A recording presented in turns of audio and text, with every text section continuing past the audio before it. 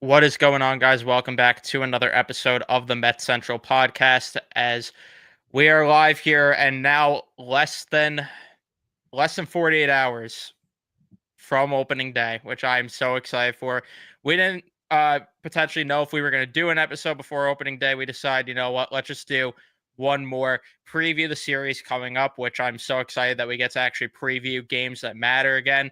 And then on top of that, we're going to talk a little bit about spring training still, just because there are roster decisions looming. I was hoping maybe we would get the roster by now so we could actually discuss it, review it, and give our thoughts and opinions. But unfortunately, that is not the case. I have a feeling we're not going to know until either late tomorrow or early Thursday. So we will have to wait and see, which there are things up in the air about that, which again, we will discuss with some drama there, as well as, many of the other things just in terms of our schedule coming up with these live streams, all that stuff. Before we jump into everything, please leave a like on your way into the live stream, or if you're watching on replay, subscribe if you guys are new to the channel, especially if you're Met fans, because we are going to give coverage all season long. We will probably be doing a live reaction to the game on opening day, so be on the lookout for that.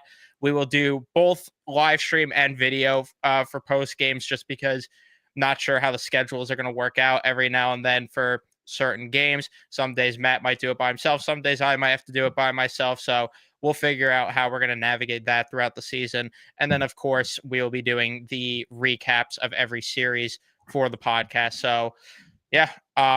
Matt, how are we feeling as we are less than 48 hours, like I said, from the first pitch? We're here. We're here. It's been a long off season. It's a lot of highs throughout this off season, but now the real work starts. Spring training was nice and cool. It was nice seeing all these up and coming pitchers coming up, and it was nice to see Soto hit a couple bombs in spring training. I see guys like Brandon Nimmo be back out on the field after he had his injury concerns in the postseason. Obviously Lindor, Pete coming back, Clay Holmes pitching well in spring training, guys like Griffin Canning as well, couple pieces in the bullpen. And listen, I remember before when the season ended last year and we had our first podcast episode talking about the offseason. I remember saying that, and I remember saying this even before the end of the season, but that this offseason was going to be the biggest offseason in franchise history. And pretty much the Mets hit it out of the ballpark. And a big part of the reason was because this man, as Brian said, Juan Soto, is a New York Met, and he's going to be in right field / DH whenever he moves there for the next 15 years. So, yeah, I mean, look, would it have been nice to add one more top end starter? Sure. But you know what? David Stearns, he built a really good rotation. There's a couple of injuries right now, of course, with Minaya and Montas, but eventually they'll come back. You got a young kid in Brandon Sproat, who's going to start the season in AAA. He's going to be knocking on the door pretty soon to come up here and, to be given valuable innings as well. But yeah, it's going to be a long, grueling 6 months. Plenty of content coming your guys' way, post games, live reactions. Hopefully, this year, while it's going to be a long 6 months, hopefully there's a lot more highs than lows. At least that's what we anticipate. And, hopefully by the time this season ends, we're going to be celebrating, we'll be celebrating, the team will be celebrating a third championship in Queens.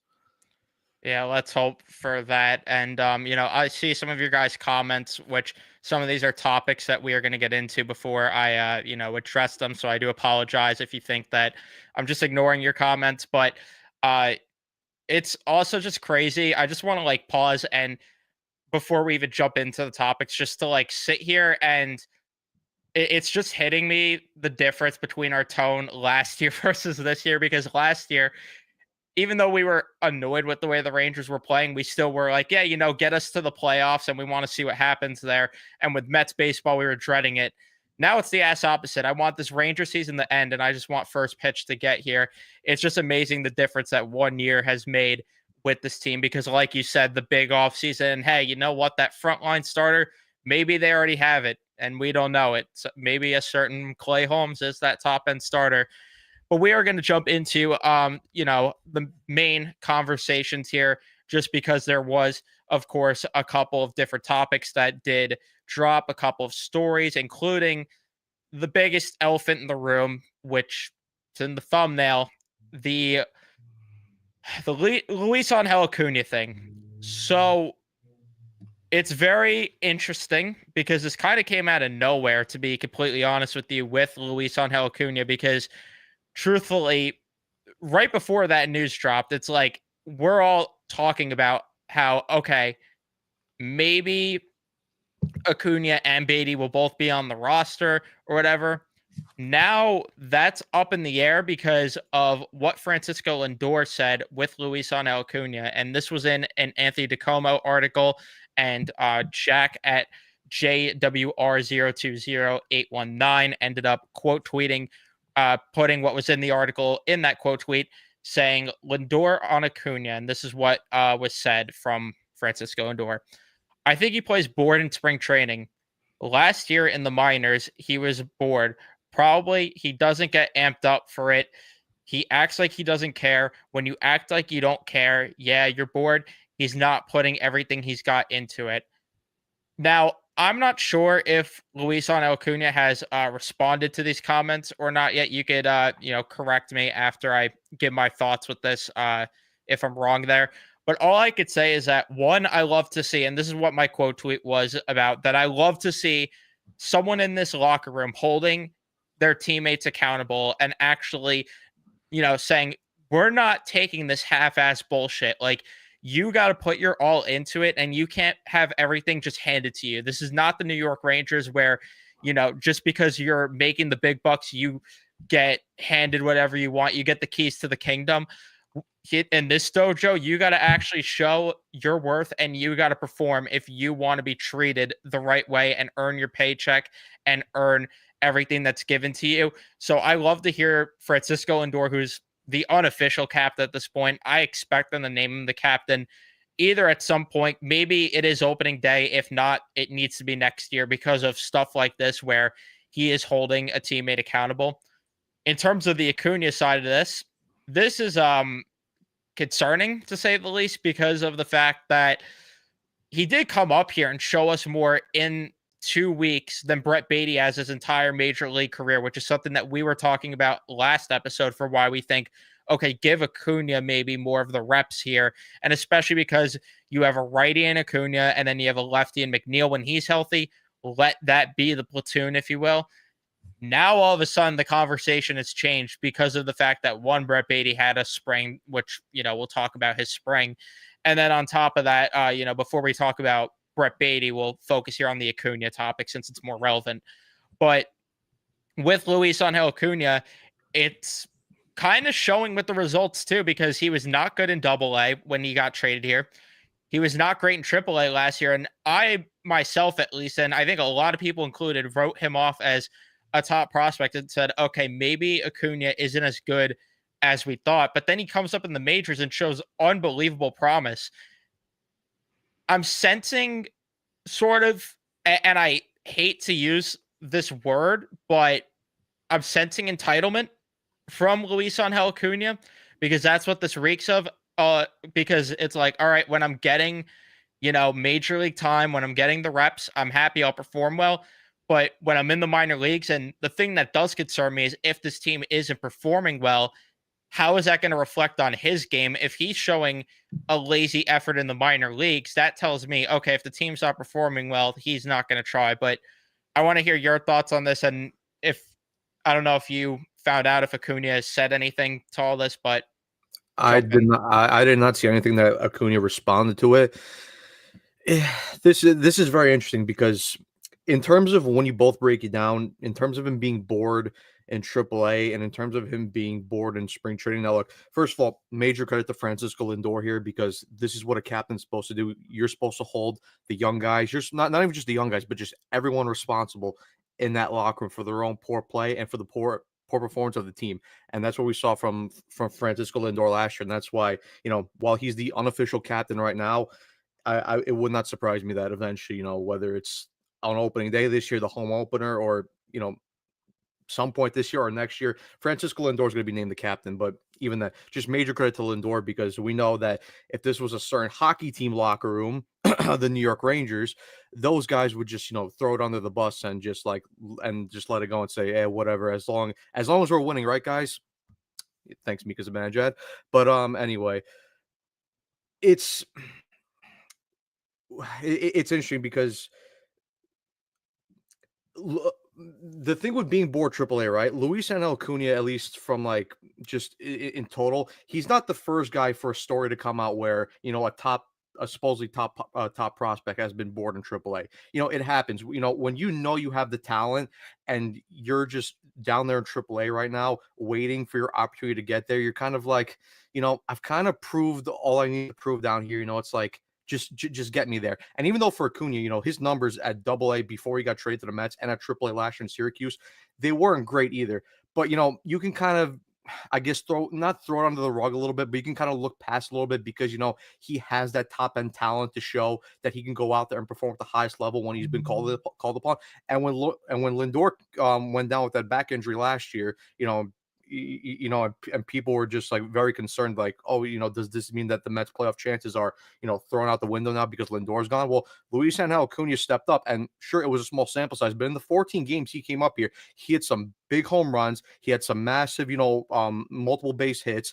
He played an exceptional second base and shortstop, with Jose Iglesias. So he came up and he proved that, that he looked like he belonged, even though it was a small sample size. And he made the playoff roster, even though, he didn't play that much. I think maybe he got an at bat or two, but he really didn't play at all during the playoffs. And then, when you come into spring training and, this goes hand in hand with Brett Beatty, it is a concern to me when, you're not showing a care or laziness in the fact that it's spring training. And listen, I get it that the games don't matter, but at the end of the day, you are fighting for a roster spot, especially with or even before Jeff McNeil going down. You know that the final roster spot, and then with Joey Meneses going down and dislocating his shoulder, that the final roster spot was going to be between you and Brett Beatty. So, and listen, well, and we're going to get to Brett Beatty obviously later in this episode, and how we're kind of still not convinced that he's shown what he's shown so far in spring training, but it's about work ethic and it's about that want. And the fact that Brett Beatty is going out there, he's played a decent second base, and he's had to switch positions. So he's played a decent second base. He's hit for a lot more power. His plate discipline and plate approach has looked a lot better in spring training so far. And then, you have a guy, Luis Angel Acuna, who, when you look at the numbers, 250 batting average, but the guy's a 573 OPS in spring training with only 5 RBIs. We know he has a decent glove, but another concern was his base running this spring training wasn't great either. He got picked off a lot of times when he was on base. So it's not a good look when, you're competing for a roster spot that's not guaranteed to you, and you're just kind of like, you know, the games don't matter. Just get me to opening day. Listen. You might have all the talent in the world, but if you don't have that work ethic and that drive to get better and to show that you belong, it's not a good look. And eventually, you will lose out to a guy like Brett Beatty, even though Acuna might have the better career later down the line. The fact that Brett Beatty right now has the work ethic and he's shown that he wants to prove the doubters wrong and saying, listen, I can compete at a major league level. I am a major league caliber baseball player. That at least shows to me that it's like, listen, there's that want, there's that drive. Now, look, also with Acuna, it's a learning point now because he's not going to be the first young player to have this quote unquote lazy quirk or tendency. It's when you're a young, talented major league player, like in any kind of professional sports, there is going to be a sense of immaturity. But now it's about how you bounce back and learn from this. Francisco Lindor did the right thing by holding him accountable and calling him out. Now things you could go either two ways. Luis Angel Acuna could look at himself and say, listen, I know I have the talent, but I need to have that drive. I need to have that work ethic. Otherwise, I'm not going to make it here with the Mets, or maybe, some other team, that's looking to acquire me. Maybe the fact that, I have a lazy tendency, maybe that turns them off from trading for me. So he could either look at himself and say, okay, I have to work on this and fix this. And then, he does it and he goes on, or he just throws it aside, still doesn't care, and he continues this lazy tendency. It's going to be an interesting turning point to see where Cooney goes from this. And really, first of all, we have to see how if he's going to make the major league roster, because there were rumors that the Mets were going to look for a backup right-handed infielding batting option, and I know Iglesias was one of those, but he unfortunately made the Padres roster. Would have been nice to have him back, but it's all right. And we haven't really heard anything else about it, so it's going to be interesting to see if he still does make the roster. But if he does, I'm anticipating that Brett Beatty's going to get the majority of the playing time at second base right now. Yeah, I think that this is the same conversation that we had with Lafreniere and Kaka last year. Like last year, we felt that, and it's funny because in the preseason, Lafreniere looked like the far worse player than Kako. But one guy took the opportunity and ran with it, while the other guy was more lackadaisical when the games actually mattered. So maybe that ends up being the same thing here. Who knows? But yeah, I just maybe the infield option comes from a swap with Canario since he's probably not going to make the team, and maybe you find an infielder there, which they're going to have to find a way to get a hitting infielder in, because I think you have to hold them accountable further and I know I'm just giving comparisons here, relax, but I just what was I saying before? Oh yeah, I was saying I think you have to start him in AAA to let him really learn from this and grow as a player, to say, okay, you're not getting everything handed to you. We are going to put you in a spot where you are forced to, you have to force our hand here. So you have to perform in AAA, force our hand to call you back up. And I agree that I'm not concerned. I think that Lindor was kind of alluding to this with the quote to begin with. I think he was alluding to the fact that he's a great player when he's putting in the work, when he actually is not bored. The problem is he's bored right now because it's games that don't matter. And, you know, I believe me, I will not complain about a guy that shows up when the lights are bright one bit, because I would rather have that than anything else. But you do have to at least give an effort and not be bored when the games, don't matter even, and all that other stuff, because of the fact that, again, you're a young player. Not everything's going to be handed to you. You're in a battle for a roster spot. That just can't happen. And I agree that with Brian's comment even more, just to, pull it up again here. But the leadership in this clubhouse, I don't think is going to tolerate one bit. And if not, then he's going to get traded. It is just that simple. We have seen it before. We saw them got rid of Jorge. They got rid of Jorge Lopez after that incident because of, obviously the comments got misconstrued there, but just because, I mean, you threw your glove into the stands either way. Like, you don't do that. There's shit you just don't do. And that's one of those things that he shouldn't have done. So, yeah, I don't know if you want to expand on those thoughts at all, but that's just, my further opinion there. I think the worst thing for me, and I'm not debating whether Luis Acuna has talent. He's a very talented player, and I know it was a small sample size that he came up and played well. It was only 14 games, but still, what I saw from him last year when he came up in September to replace Lindor, he looked pretty well. But the fact that this lazy tendency, the bored tendency, it scares me because, and I know I'm gonna bring up hockey here. Sorry to complain about it, but with Alexi Lafreniere, right? We know that Alexi Lafreniere is a talented hockey player. We know that. We've seen it from last year and in the playoffs.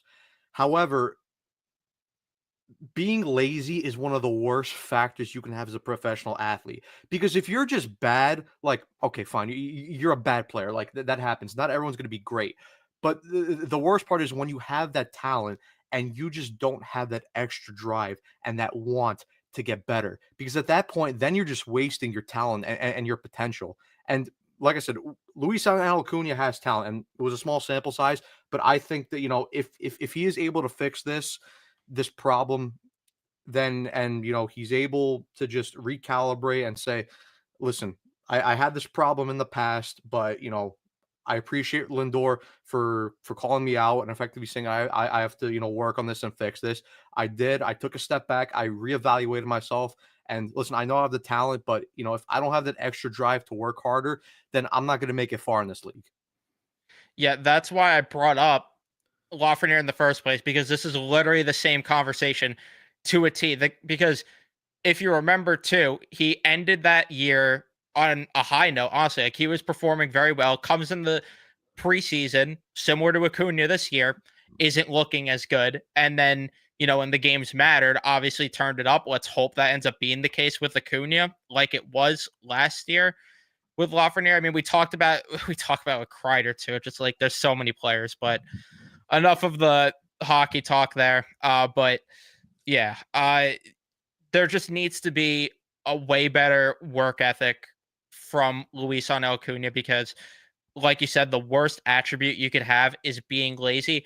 I think right now they have to find a way to get that veteran infielder. And I know we weren't high on Nick Madrigal, but you know what? It would be nice to have at least him or some veteran presence. And we talked about it all offseason where you got to get that because you can't just let these young guys, get too complacent and think, okay, we're being handed a roster spot here. You just cannot do that with these prospects, especially a guy like Acuna, who, again, did not prove much at the minor league level. Like, let's face it, outside of 2023, when he hit well in Double A with the Texas Rangers, he did not prove enough, especially in the Mets system, that he deserves to just be gifted a roster spot. I get he had 2 good weeks.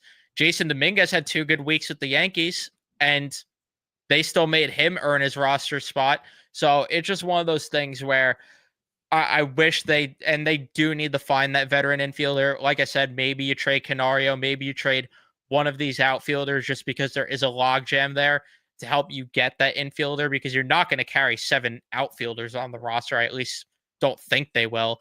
So I'd imagine that's where they're going to go. And yeah, I agree with this comment too. I'd much rather have someone on my team who is a bench player that gives a shit over a starter who is lazy. 100%. Yeah. I mean, it's the JD Martinez thing where last year he was struggling down the stretch, but you loved having the veteran in the dugout because of the fact that he was able to provide good leadership. He was helping a lot with the younger guys in terms of their plate approaches as well. So we just need to see that from Acuna because right now, and that will be the segue into the Brett Beatty conversation, as there were some Beatty comments here, Beatty for president. And I'll address the elephant in the room here right away. Am I choosing to believe in Brett Beatty again? I will say this. I said it on Twitter when the apology forms were flying out there. Call me in June or July with the apology forms, and I will gladly fill it out because, like I said in the last episode as well, one of the keys this season that I had is somebody needs to win the second base job.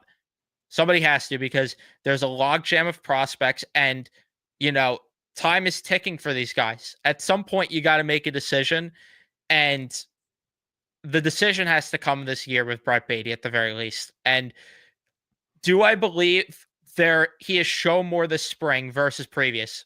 Yes, because like you mentioned earlier, and friend of the show Carson brought up on his show, the plate approach is a lot better. He is hitting the ball in the air at not at a great rate, but more than he has in previous springs. So there's more promise on that front there. Will I believe in him? I'm sorry, I can't do it because it's one of those things where it, not to bring up hockey, but it's the Kako thing where the guy keeps getting chance after chance and not performing. It gets to a point where when I see it, I'll believe it. And I hope that he proves to me that he could win the job and he proves that what he did this spring is sustainable because even if he's half the player he was this spring, like at 750, 800 OPS guy, that changes the lineup drastically because we have questions about the bottom of this order. So prove me wrong, but I just have to see it to believe it. I don't know if you feel differently, but I'm assuming you feel the same based on the conversations we've had. No, yeah, the simple way that I approach this is, do I believe in Brett Beatty right now? No.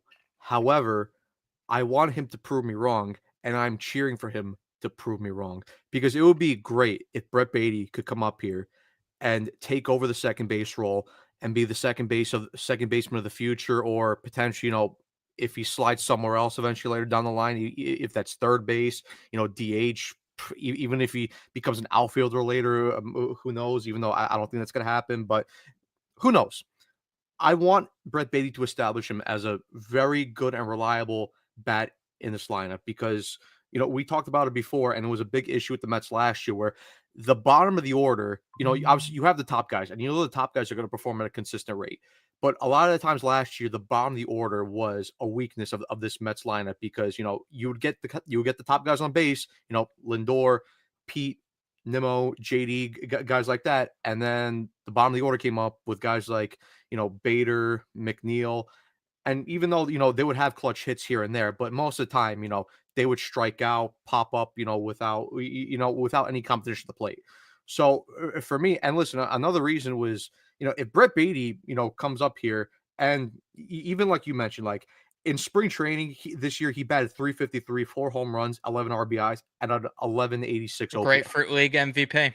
Great for a league MVP. I don't need, I mean, listen, if he does perform like that at the major league levels, This cool. team's going far. Cool. I will gladly take that and I will run. But like you said, if Brett Baty can establish himself as an everyday player, an everyday bat in this lineup, and he has anywhere between a 250, 260 batting average. He's hitting for decent power. He's hitting for extra base hits at a consistent level. He's getting on base at a consistent clip, and he's putting up anywhere between a 750 to an 800 OPS. That's fantastic from Brett Baty because you know what? Then it makes a guy like Jeff McNeil expendable, and you could potentially move on from him later down the line. And what are the things we talk about? When we look at other MLB contenders that they've grown over the last couple of years, like the Dodgers, like the Braves, like the Phillies, guys like that. They have young, cheap talent come up and fill these extra roster spots so that you don't have to go out and pay $15 million for a guy like Jeff McNeil, to provide a sub 700 OPS. And, cool, he provides some versatile defense, but ultimately $15 million for Jeff McNeil, it's not worth it. So if Brett Baty can just come up here and do that and establish himself as that type of player, then cool.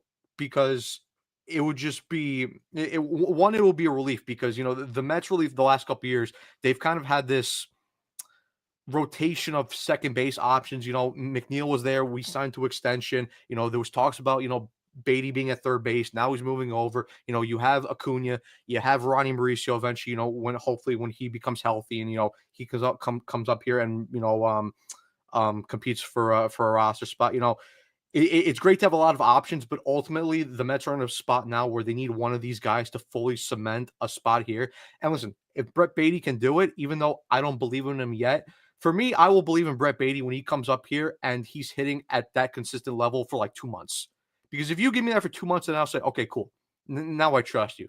Because he's come up here before. He's had very good spring trainings, and he's had a good 1 or 2 weeks. And then he's completely fallen off a map. So until he shows me that he can do this at a consistent level at the major leagues, then I'll be cool. I believe in Brett Baty. But until then, I remain skeptical. But like I said, I want him to prove me wrong, and I'm cheering for him to prove me wrong. And I'll piggyback off of that by saying that forget about Jeff McNeil. If you want your ace, then all of a sudden, guys like Acuna, guys like Jet Williams become expendable, and they can be packaged in a deal with other prospects to help you go out and get some starting pitching or fill in other areas of the roster that might need to be addressed. I don't know quite sure what that would be because honestly, if you're getting the production from Brett Baty at second base or one of these guys at second base, then you're kind of in a spot where you don't really need to fill out anywhere else in your lineup unless, Jose Siri and Tyrone Taylor are like really, really bad. Outside of that, I mean, you're pretty much dead set at every other position. So, this is really it. Like if Brett Baty is average, I'll take it. I will absolutely take that. I am not asking for him to replicate, like you said, replicate the spring train numbers. If he does, though, this team's going very far. I can tell you that right now for free because then you're talking about 7 guys in this lineup that have like a lot. You're talking about 7 guys that have 800 OPS or over potential there. And that's a team that's going to go far. But sadly, I don't know if that's going to be the case with him. I'm just asking for, like you said in the chat, Brian, like I said before, and like you said, Matt, just league average. It's all I'm asking for. Like, give me a nice 750 to 800 OPS. I'd take 800, but even if it's slightly below 750, even if it's slightly below, just give me something along those lines. 15 to 20 home runs, something in that ballpark. And I am not complaining. Like 250 average, I think that's a fair ask. And if the plate approach is great, then and he gets on base more, that will help him boost up the OPS even further. So that just again, if you get that from him, I'm not complaining one bit, but just have to see it. It's just one of those things where we have to see it to believe it at this point. Unfortunately, because I'd love to buy into the Brett Beatty hype. I would love to uh, be excited for what he's done this spring and going into the season. But he's 25 years old at the end of the day. He's 25 years old. We've seen the movie before, and we're beyond the sequel at this point. So um, we'll see how things go. But there are, of course, other roster spots that are looming, which does lead to this comment earlier about Krennic or Brosbon. So first, in terms of the bullpen conversation, we were already wrong with our 26-man roster prediction because of the fact that Dednell Nunez is going to start in AAA, which makes sense. He did get a little beat up in the last outing that he was in against the what team was it again? The Marlins, I think maybe. Might have been the I Marlins. forgot. Whatever it was. He allowed a home run. And he dealt with the injuries last year, so I'm not surprised that they're taking it slow with him. I am completely fine with it. Truthfully, if you were to ask me right now to answer this comment, I would put both of them on the roster because with what I've seen from AJ Minter this spring training, I'd rather give him another week or two to make sure he is 100% healthy because that's a guy that I view and he's being paid like it. So rightfully so, I should view him this way as a high leverage arm. And if he's not going to perform like a high leverage arm and he is not 100%, let him take an extra week or two to marinate down in AAA and AA, whatever, to rehab and make sure that he is a full ready to go because I really do not want to be in a spot where this guy's blowing games because, he's paid like a high leverage arm, but he's not 100%. Kranick and Brazabon both did relatively well this spring, and both of those guys could provide multiple innings. And with the way the rotation is lined up, with it being a 5-man rotation, with Holmes, who's ramping up to be a starter for the first time since, before people were wearing masks and when he was with Pittsburgh, with Kodai Senga, who is on a pitch limit going into the season, with the fact that they did send Dednell Nunez down because they don't want him pitching back-to-back days or multiple innings for, the first few parts of the season. Why not go with Brosabon and Kranick when, one, I would trust Kranick in high leverage spots right now with what we've seen this spring. Two, again, those guys give multiple innings. And, even David Peterson, he's a guy that struggled to go deep in games early on. Griffin Canning, he didn't exceed 5 innings in spring training, if I'm not mistaken, in any of his starts. And then um Tyler McGill, how many innings are you going to get from him? I'd rather them just play the safe route and start Minter on the IL. And then once the 10 days are up, then go ahead and bring him up. Just let him ramp up slowly. If they are starting Minter, though, my answer is Kranick. I think the stuff is going to play better than Brazabon. I trust him to get high leverage outs more, and I trust him in multiple innings more. Yeah, I mean, first of all, with Dednell Nunez, it's listen, I would have loved them to make the opening day roster, but I fully agree with it. Clearly, he's not ready, even though he's looked good in spring training. Obviously, he gave up the home run the last outing, but for Stuff is the still good. yeah, for the 2 to 3 outings that he had in spring training, his stuff still looked very good and got a lot of swings and misses, got a lot of light contact, didn't give up a lot of hard contact either. So he's a major league caliber, reliever. That's not in doubt. It's just he's clearly not ready yet, and I fully agree. If he still needs time to ramp up, let him ramp up, and that's why the beauty of him having options. So you could send him down and not have to put him on the IL. So he'll be up here.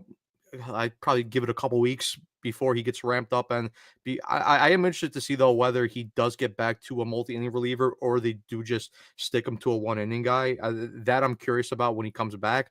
I guess we'll see, but Denton Nunez is a guy that's going to be very vital to his bullpen, and he's going to be trusted to get a lot of high leverage outs in situations throughout the year. But yeah, with Kranick or Brausebon, I talked about this yesterday, and I was even thinking to myself, just in my head, and it does depend on AJ Minter because if AJ Minter still needs time, then it does make sense, to just put him on the IL and then have Kranick and Broswell make the roster. But if Minter's ready to go, and even though he hasn't been totally great this spring, I still trust the stuff. He's been there before. He's got high leverage out with the Braves. He's obviously won a World Series in 2021, so he knows what it takes, and he's obviously being paid as a high leverage lefty. And really, when you look at it, he's our only major lefty in this bullpen because I mean, we have Danny Young, but you can't really rely on Danny Young. And then you have Hennessy's Cabrera, who looked like an intriguing arm going to spring training, was okay, wasn't great either. We'll see how he does in AAA. But yeah, if Minter is going to be the only lefty in this bullpen, then they're going to need him. But if it's either one or the other, I mean, the answer is clear for me. It's got to be Max Kranick. And look, this is not a disrespect to Huascar Brazoban because he himself had a decent spring training. In 9 outings, a 1.69 ERA, 10 and 2/3 innings worked, 7 hits, 3 runs, 2 earned runs allowed, with a 122 WHIP. He looked very good, but the one thing for me with Brazoban, and we even saw it last year, the one concern that he had when he came over here was the control, and he had 6 walks in those 10 and 2/3 innings he had. And one of the biggest weakness last year with the Mets overall pitching, but even like during the playoffs, was the walks and not being able to control the strike zone. So that's a little concern with Brazoban. He's looked a bit better in spring training, but when you look at Max Kranick, and this comes from Thomas Nestique on Twitter, who provides pitching breakdowns. But the numbers are just, I mean, and we even watched him and we've seen the stuff that he's had, with the 4-seamer, slider, curveball, sweeper, sinker. All those pitches look very well. But when you break down the numbers wise, 12 and a third innings of work, 0.81 whip, a 1.46 ERA, a FIP of 0.96, a 33.3% K rate, a 2.2 walk rate, a K to walk ratio of 31.3%, and a strikeout rate of 63.2%. Max Kranick is filthy, and he fully deserves that final roster spot.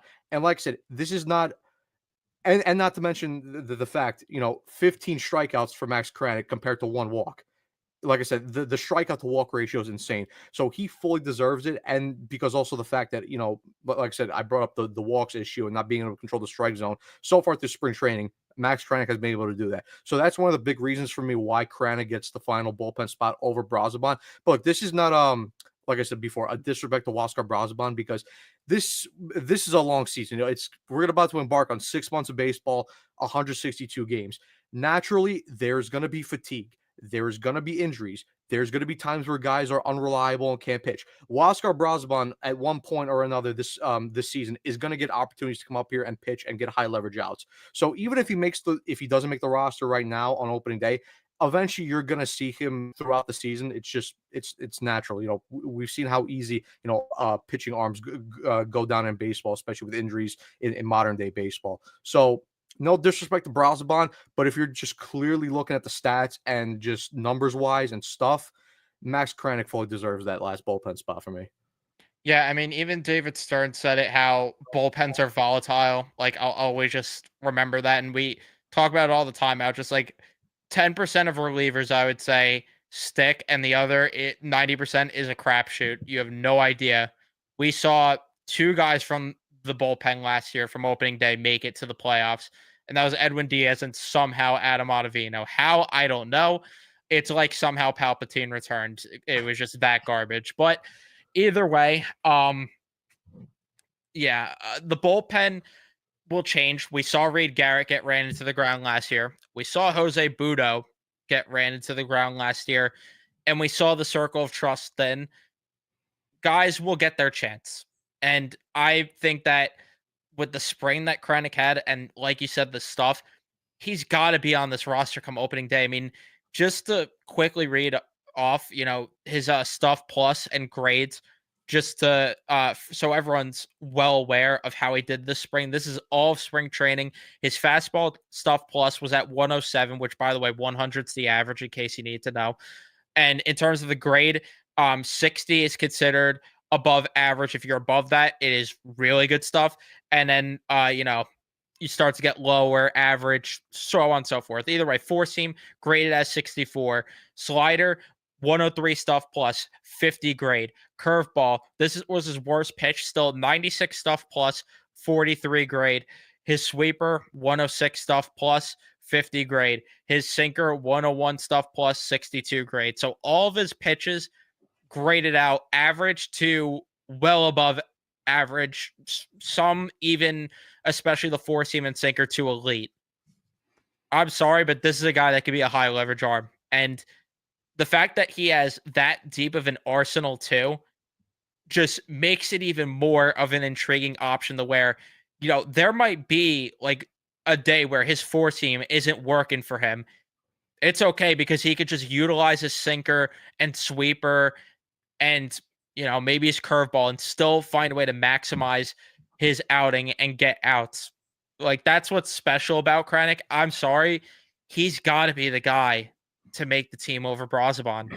And like you said, Brazaban will get his chance. Maybe again, both of them do make it and Minter starts on the IL. But, I'm giving this spot to Krennic. And for me, close based on the, just the baseline numbers.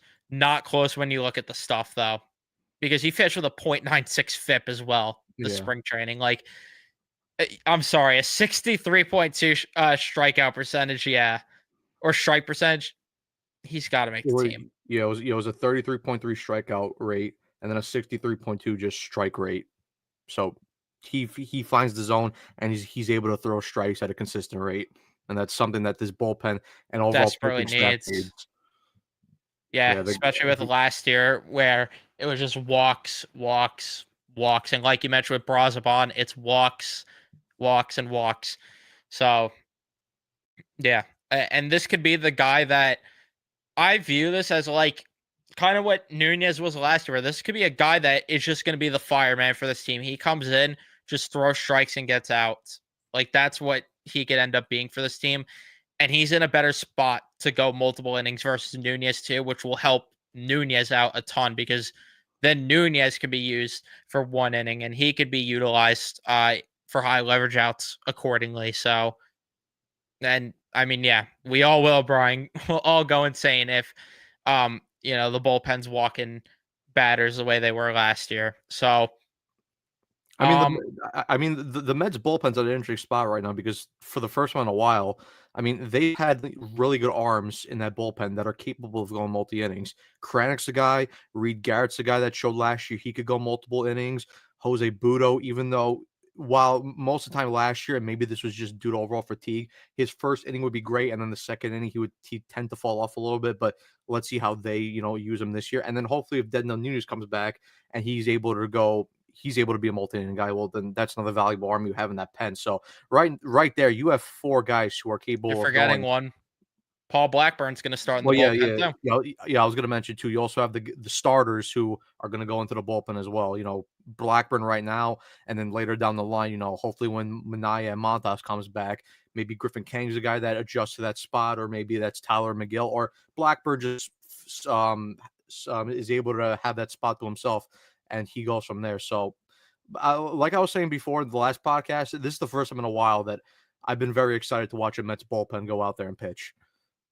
It's honestly insane how many battles there are for this roster because it's like, I brought up Canario before, who really has showed this spring that he deserves a spot, but he might not make the team because of the fact that someone's making $20 million to have half working legs. I won't get into it. I won't say it, but you know, we're gonna wish Canario was on the roster come May when he's raking with another team. I'll say that, but um, just the logjam at outfield, even the infield, like even though there is questions with Acuna and Beatty, it's still like the fact that we have so many uncertainties and so many questions with this roster going into opening day, and spring training's over. So, and we don't even know, where last year was kind of more predictable what we were getting come opening day. So it is it's definitely exciting. But is there anything that I'm really missing discussing with spring training or anything, or can we start to move into regular season talk? No, I was just say the one thing with Canario, it's going to be unfortunate that he's just going to miss out on the roster because with the spring that he had and the power that he showed, and this is a guy that David Stearns picked up for nothing from the Cubs. So like similar to what we saw with Luis Torrens last year, where he got him for cash consideration from the Yankees. I mean, Stearns picked this guy up, and he was like, okay, a prospect that hasn't really worked out, and he came in here and had a very good spring training, showed a lot of power, showed a lot of potential. It's just going to suck that he's not going to make the roster because, like you said, you have Marte, who's $20 million DH bench option, so he's taking that spot. And really, when you look at it right now, like he could make the roster, but in terms of actual roster construction, it wouldn't make that much sense because as of right now, the Mets bench would look like Taylor, Marte, Canario, and Sanger. And at that point, you don't need three outfielders on your bench, and then you don't have a backup infielder either. So roster construction wise, it just wouldn't make sense. So it's gonna suck that Canario, he's gonna have to go through waivers, and some team's gonna pick him up because a team like the White Sox and the Marlins, exists. So and they're desperately looking for any type of talent they could take. So yeah, it's gonna suck that the Mets are gonna lose him for nothing, but it was fun to see him perform in spring training, I guess, if that's an upside you want to take. Yeah, so unfortunate. Just like looking at these spring numbers, I wish we at least were gonna get to like see what he would be for this team, and he's just gonna go to like a freaking division rival or an NL rival and just absolutely punch us in the mouth every time we see him. You just freaking know it, because that's just what happens. I mean, if he's gonna go to a division rival, it's probably gonna be the Marlins, and he'll just be like he's gonna be like that one guy that just it's a close game, top of the ninth, or bottom of the ninth, and he just hits a back-breaking kick in the balls home run to just like piss us off. It's gonna happen. You see, I wasn't even thinking that or what Brian is saying. Like, there are rumors that the Phillies might want to add right-handed bats to their outfield, and if that's the case and he goes to the Phillies, I'm gonna be so annoyed, because in that ballpark, especially, he'll do good there. He'll do good, and I was excited when they got Canario, because you just look at the exit velos, and I thought, maybe there's something to this bat, and maybe there's a little bit of a hidden gem here. I mean, he was the highlight of the Chris Bryant trade. He was a big Yeah. part of that. So I was hoping maybe, but Yeah, you know, I just for me, I don't know if when you go to the waiver wire, I don't because the Phillies gonna be down the yeah, list they're because gonna they be had down one the of the list. because they had the second highest, but they had the second best record last year in the National League. So they're gonna have to go through multiple teams like, um, the Cardinals, the Marlins, the Nationals, the Pirates, teams like that. So we'll even see if he gets that far down the line. But if he does, then yeah, I mean the Phillies they would be it would be a smart option for them to pick up, especially in Citizens Bank Park, where we know home runs just fly out of that ballpark. Please go to the Pirates and thrive there, just because I want that team to have a good offense for their pitching, because it's just stupid that they don't. But yeah, like, because there are fans that are saying they should just like move Taylor or move Siri, which I don't agree with either of that. If they're gonna move one of the two, you probably should move Taylor, just because he's a free agent. Not after this season, but after the next season. So that could make some sense there if they want to move him. But at the same time, I think they like the fact that he could play a good center field, and especially with um, you know, the questions with Nemo's health and everything in the outfield and all that stuff, it's probably better to have another guy that could play a good center field out there. So we'll see Yeah. though. Maybe they do carry more outfielders than we think.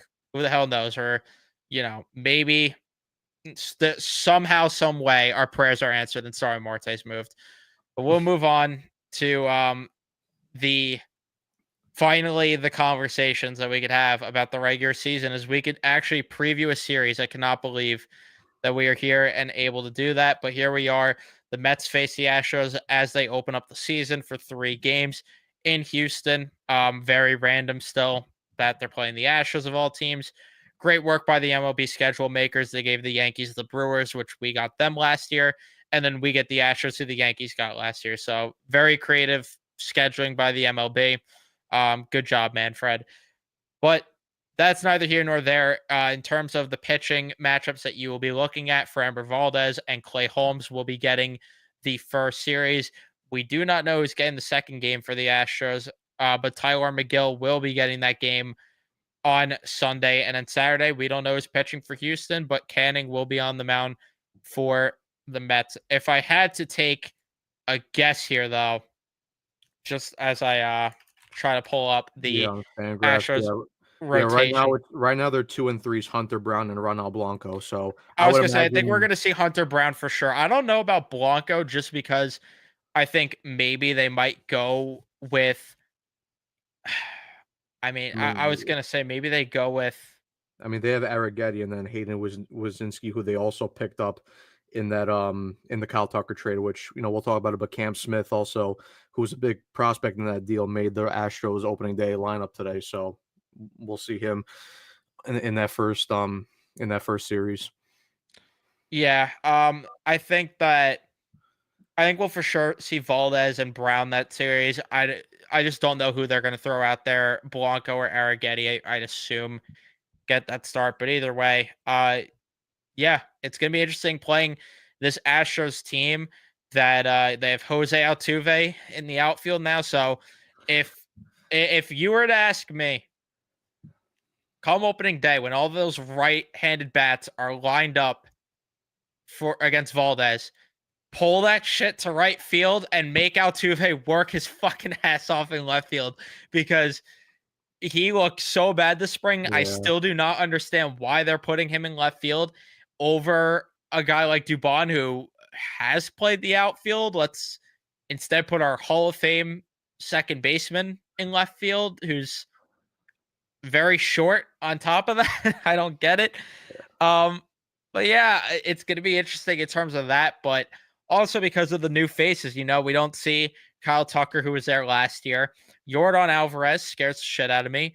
Isak Paredes, I think, is going to play well in that ballpark. So I'm very interested to see how that goes. And I do, when you look at this lineup, you could see why they lined up David Peterson to not go in the series because they Yeah. have one left-handed bat and one switch hitting bat on their bench in Caratini, who's not going to be in the lineup because Yanir Diaz is far and away a better player.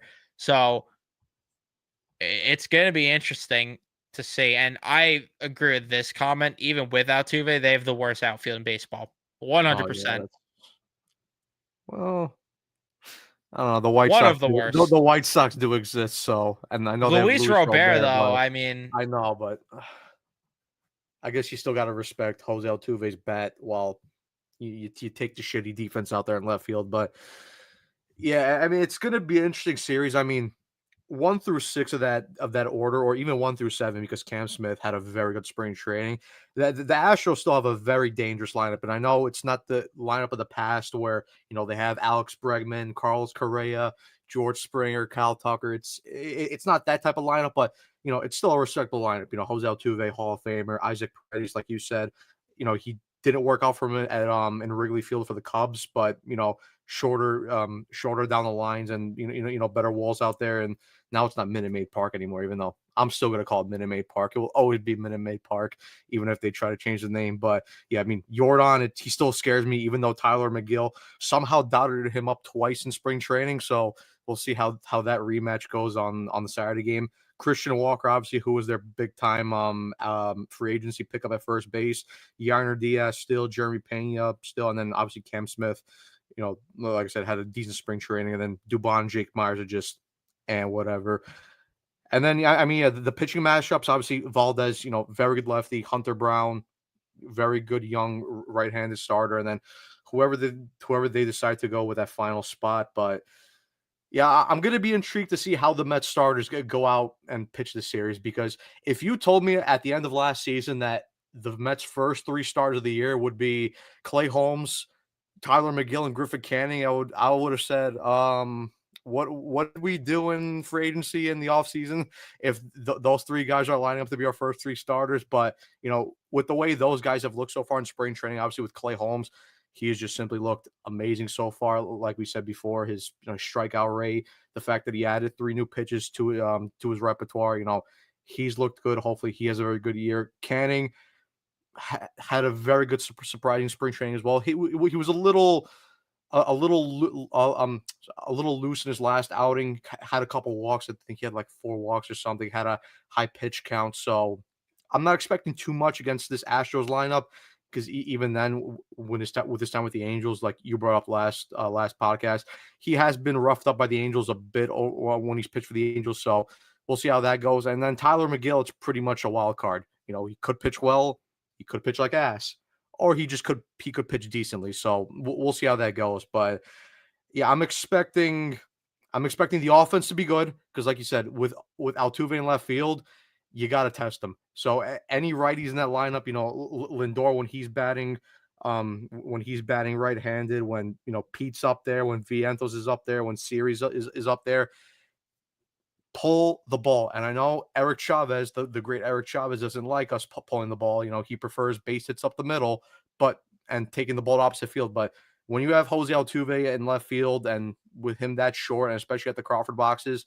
pull the ball, hit the ball off that wall, hit it over the wall. It just test him as much as you can. Yeah. This bullpen even too is very different, because they don't have Presley. Really, the 2 high leverage guys are Hader and Abreu. So even the bullpen is weird. And like Carson saying, they need Holmes to shove 6 or 7, because McGill is going to burn the entire bullpen. This Astros team is one of the best with 2 strikes. Yeah. I know that everyone's got their eyes on the true ace off with, Brown and McGill in that second game. But yeah, they're also going to need Holmes to shove that game, just because of the fact that, Framber's still really good. Even though this Astros team has fell off, Framber is still one of the best pitchers in the game. Who knows? We'll see how this offense, goes against him. But this is one of the better offenses in baseball, which we've talked about all off season. So they should be able to, get enough there off of Framber Valdez. But it's just weird, like going into this Astros series, that I look at this team and I know I put them in the playoffs in my predictions, the Astros. I don't feel as worried about them. This is going to bite me in the ass, isn't it? I don't feel as worried about them this year as I have in previous years. And maybe I'm wrong for that, because Christian Walker is still good. Jordan's good. And the bat of Altuve and Paredes will be good. But it's just weird, like just not seeing Tucker there and Bregman. I just don't have the same fear as I usually do of this team, which is very weird.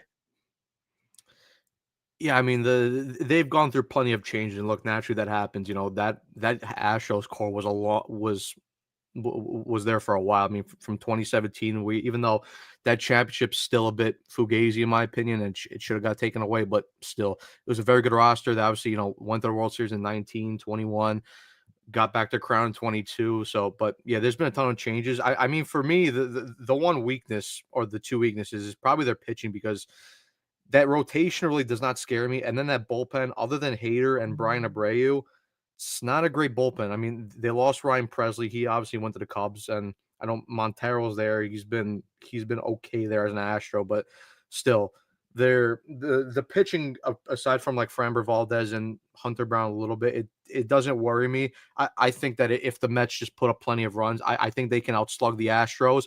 But I think the Mets bullpen is going to be vital in this or not even the bullpen, but I think the pitching is going to be vital, because, like Carson said, you're going to need Clay Holmes to go out there and give you 6 or 7. Griffin Canning, if he could just go out there and give you anywhere from 5 to 6, you know, just giving up 2, maybe 3 runs. I think you take that and then you use the bullpen.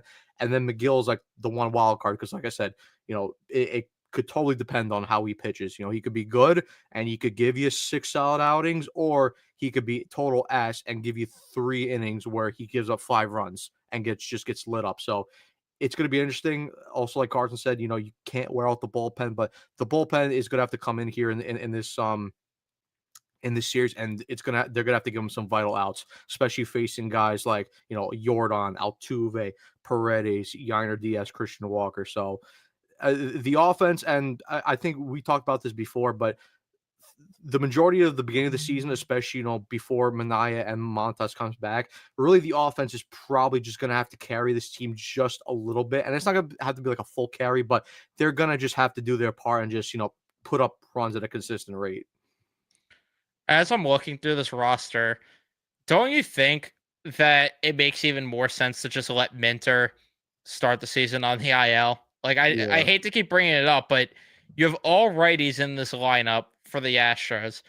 The Marlins are the Marlins, and I get that, they could be a pain in the ass sometimes for the Mets, but you should be able to get by the Marlins without needing AJ Minter.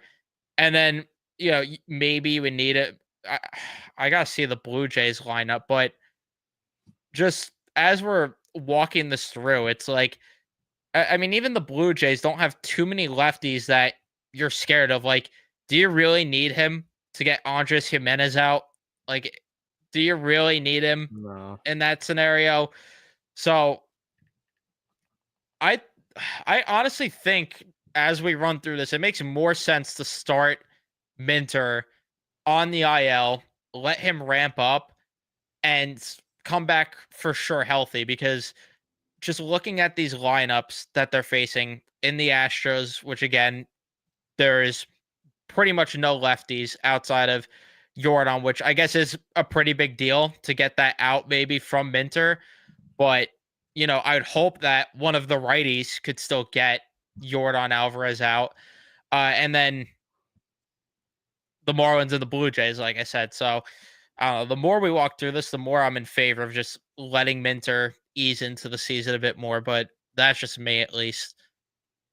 Yeah, no, I mean, I agree because when you look at the first 4 series, it's the Astros and, like we just looked at it now, Jordan is the only big lefty, and they have Victor Caratini, who's a switch hitter, but even then, his bat doesn't worry me.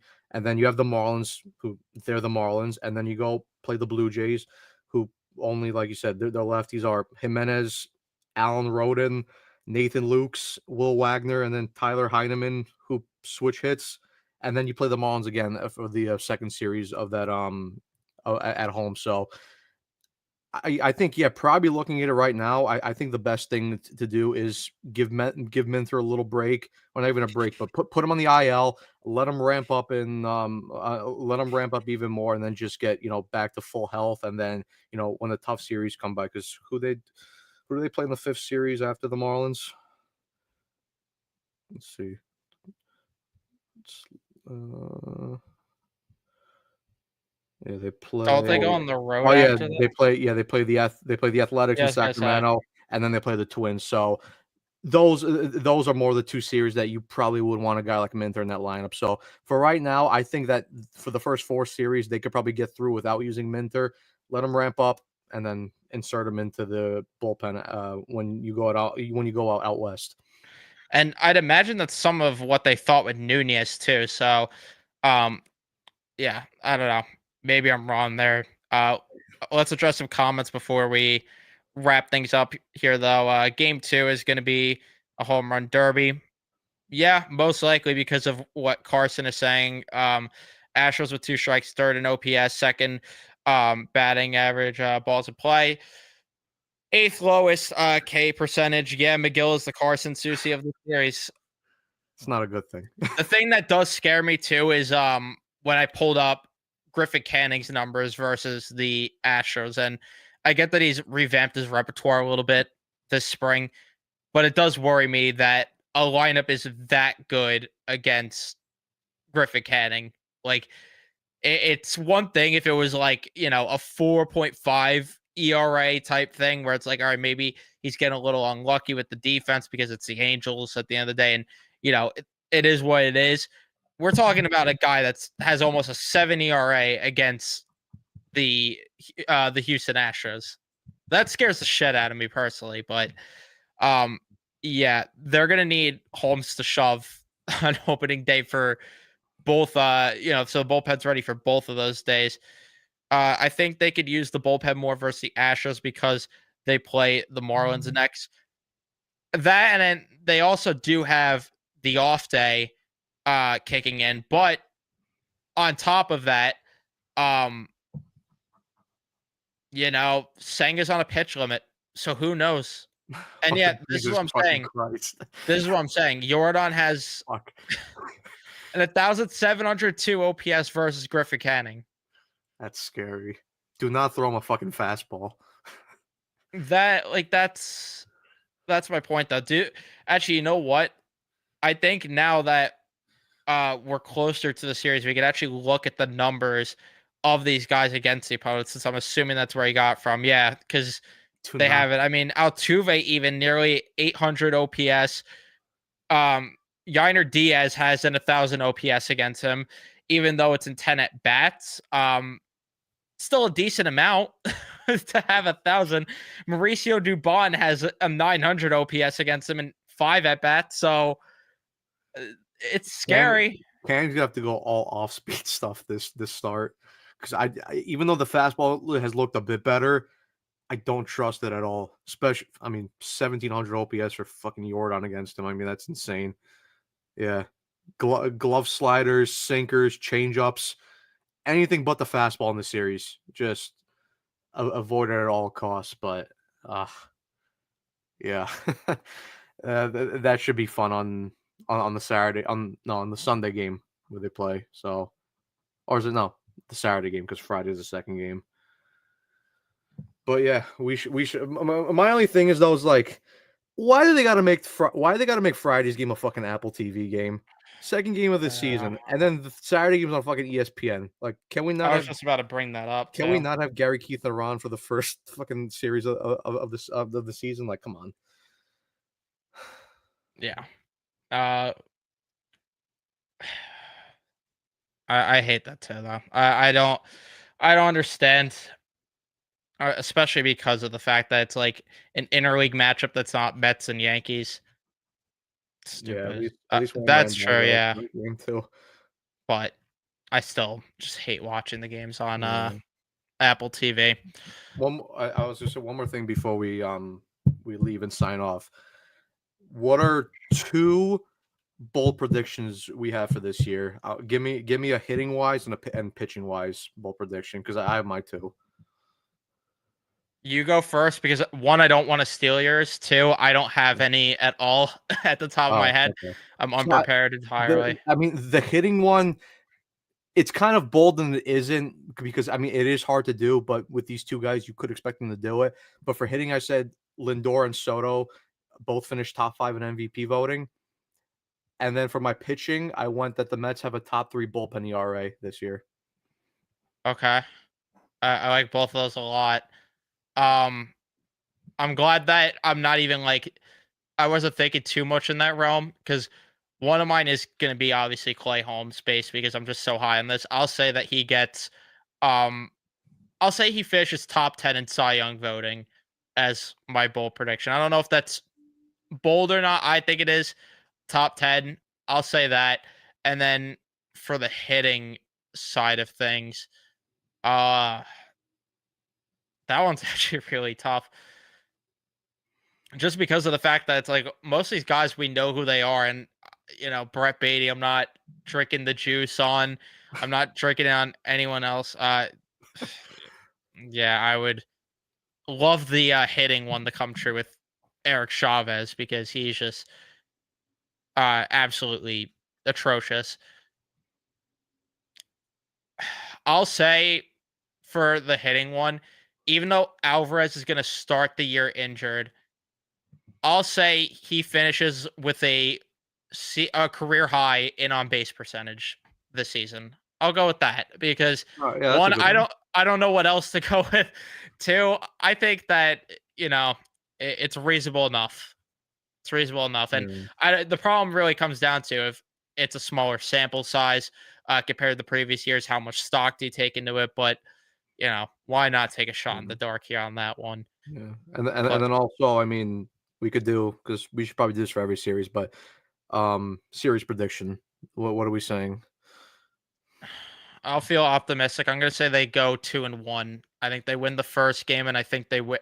They win the first two. I think that game three, just based on the numbers with Canning Yeah, against the Astros, I think they're gonna drop game three, but I'll go with them winning the first two. yeah, same with me. I think they won the first two, and then the Canning one. Canning one's gonna be interesting because the numbers don't favor them, but I guess we'll see. But I'll say 2-1. Yeah, I'm just seeing if there's any other comments that I missed before uh wrapping it up. I mean, with this, by the way, not about this, but just about the fact that City Field expanded their food options this year. I am excited about that. I definitely am excited about Cookie what they bucket. added this year to the stadium. So because I'm going to be there probably a lot, I at least plan on that. So because I assume this team is going to be good enough to where I'm going to want to show up all the time, but that's just me. But yeah, we're gonna wrap it up here.